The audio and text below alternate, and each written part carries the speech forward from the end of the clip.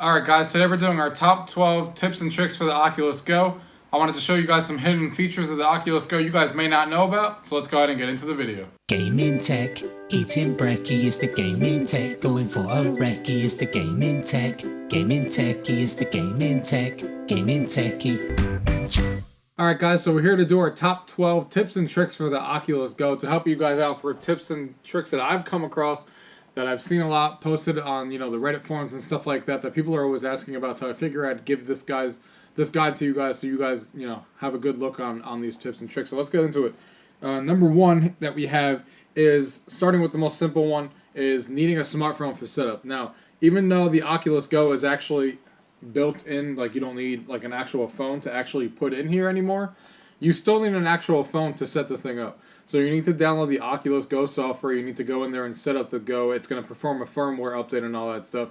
So you do need a smartphone for setup. So keep that in mind when you pick one of these up, that you will need a smartphone to first set this up. After that, you don't need it anymore if you don't want it. But first time setup, you will need it. The second tip that we have on our list here is pretty easy, but a lot of people may overlook it. These lenses here, if you put them on direct sunlight, you will have an issue with them. They will get like a sort of like a burn-in, like with a glare on it, so you won't be able to see clearly out of it anymore. So make sure you keep this out of direct sunlight. If you're going to use it outside and it's on your head, then obviously it's fine.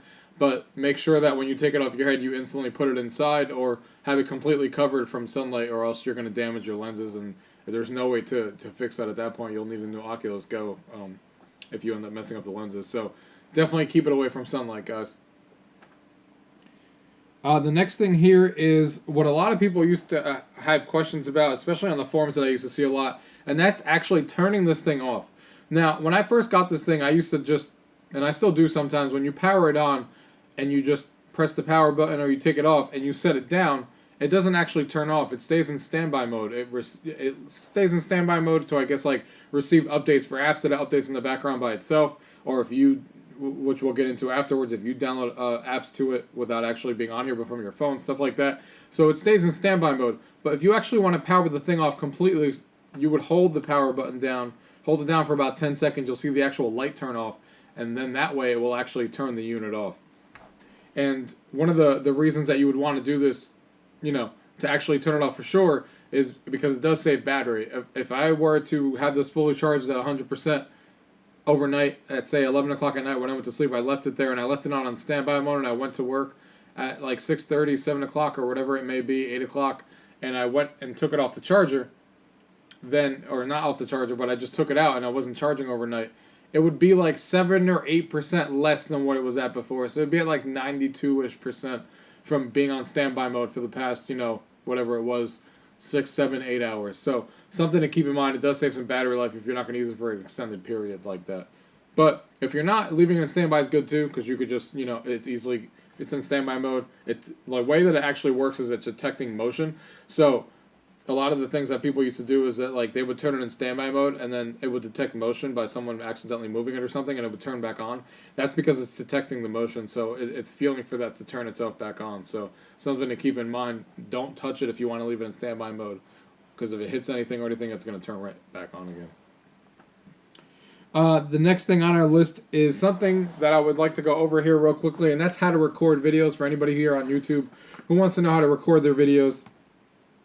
It's a very simple thing, actually. We have a splitter here that we use. I mean, it's not simple, it's kind of annoying, but it does work for the time being, because the issue is that on the Oculus Go, you can record what's on the screen by screen capturing, but it doesn't record any audio, whether from the microphone or from the actual game itself. So, two things you need. So, the first thing you would do here is you got this splitter here. So this is going to split two 3.5 millimeter jacks. So I got one here going to the side. You plug it into the headphone port. You got two coming out of here. So here's another male-to-male 3.5 millimeter. So you plug that to one, and you take the other end of this, and you actually plug it into your actual computer. So you take this end, you plug it into the line in on your computer, and then you use the line in, and now this will record your actual audio of the gameplay. So what you would do is you would do the screen capture on the Oculus Go, and then use the other port that I have here that I split it and put in some headphones so you can actually hear the game. Put in some headphones on there, listen to your headphones, have the Oculus Go going, screen capture what's on the Oculus Go, and then go to your computer and use whatever capture device, whatever audio capture software you want to use to capture your audio. There's a lot of free ones out there, or what I use is OBS, because what I also like to do is put my video capture at the bottom. So I'll have the webcam at the bottom with recording audio and recording the game coming from this. Now, something else to mention too, once you have this plugged into your computer, all you're getting is game audio. So if you want to actually talk during this, it's not going to capture you talking from this microphone. So you're going to need a microphone on your computer as well. So it's a 3-part setup. So you got this capturing the video. So you got that by capturing the video. You got this for the audio of the game going into your computer and that capturing audio. And then you need a microphone or some sort of input on your computer to capture your voice talking. And all that you'll take afterwards and combine it, in whatever preferred software that you use, to edit your video. And you'll take the capture software out of here. You'll connect this to your computer, get the video out, put it on the computer, take that video, and then merge it and try to sync it up with your audio file. So, and that's all there is to it for that. And then once you got that going, that should be it. I mean, the hardest part will be you finding a point in that video to make sure that the audio is perfectly in sync. What I like to do is just to look for a button press in a game. Like if you're shooting something and you hear the sound, then look for that button, the button press on the video. Something like that is what I usually use, and it works pretty well on the videos I've done in the past. So that is number 4. The number 5 that we have here is actually transferring files to the Oculus Go.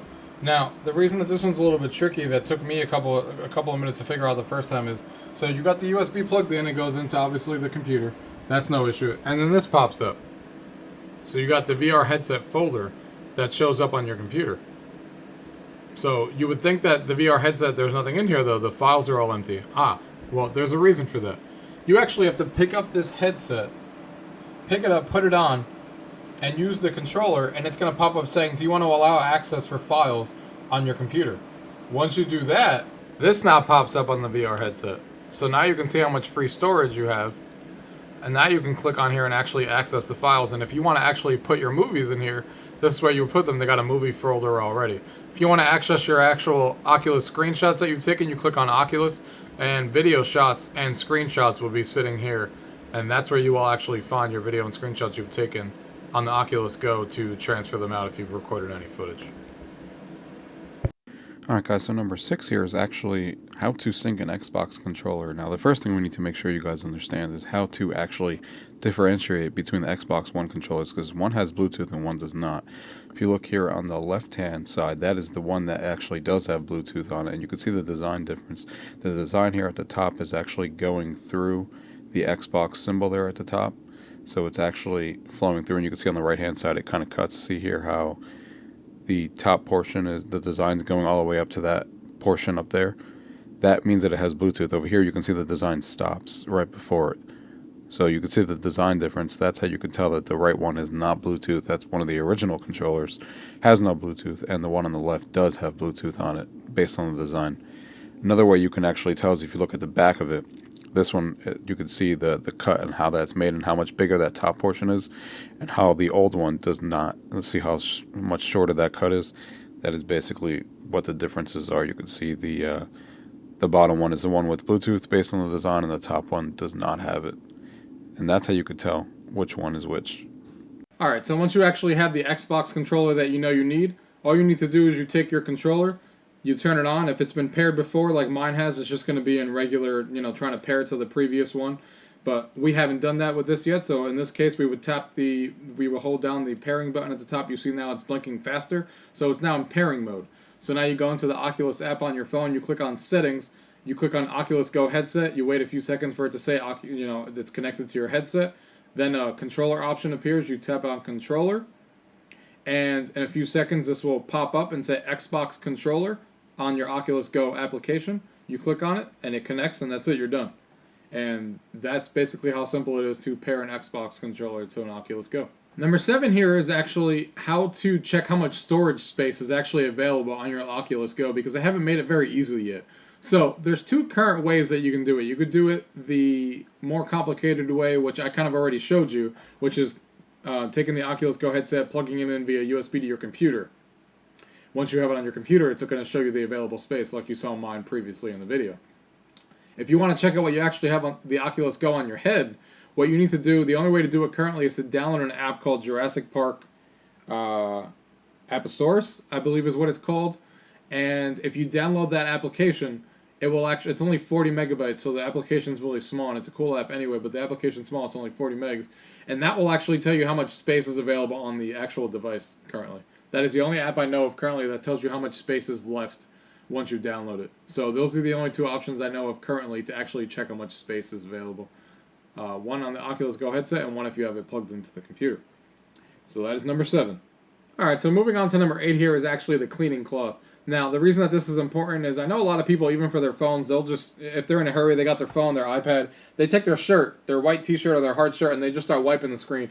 Don't do that with the Oculus lenses. Use the actual microcloth that came with your actual device, or get another microcloth that you know is good, and use that to clean your lenses, and you do have to clean it every so often, because if not, you will scratch your lenses, and that's not going to be fun, because there's no way to actually repair it. So, keep that in mind.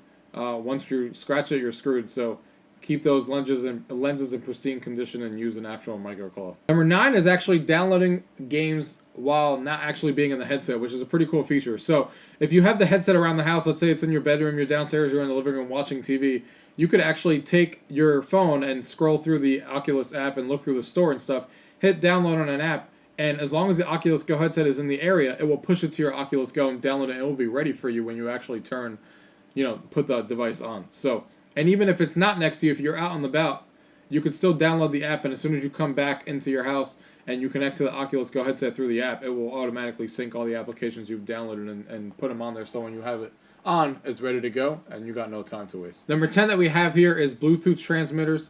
So, a lot of people want to use Bluetooth headphones with this, and unfortunately the Oculus Go doesn't have Bluetooth built in, but what you can do is buy a Bluetooth transmitter. Now, this is not the same thing as a Bluetooth receiver. Keep that in mind.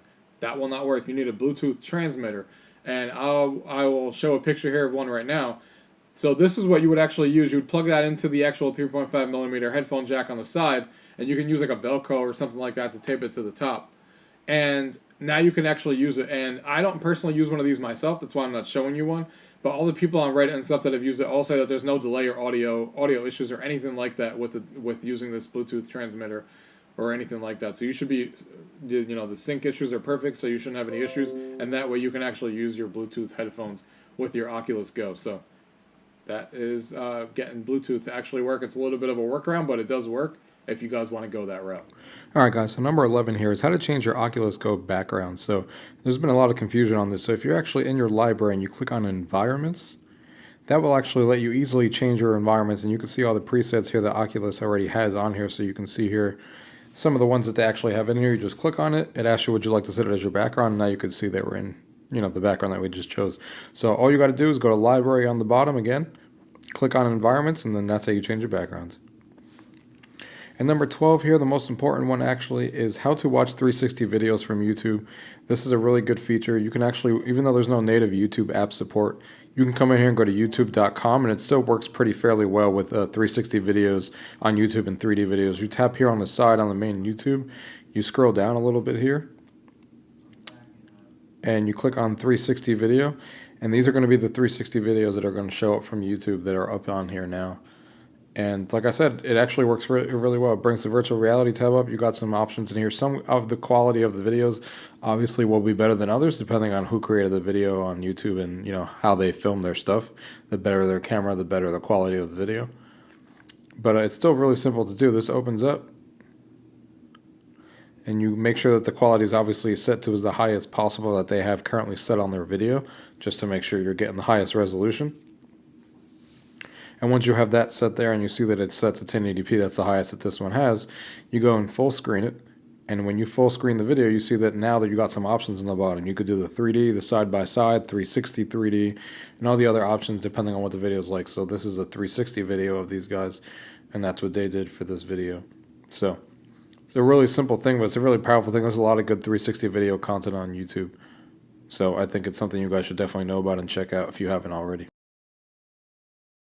Alright guys, that concludes our 12 tips for the Oculus Go. I hope that helps some of you guys out.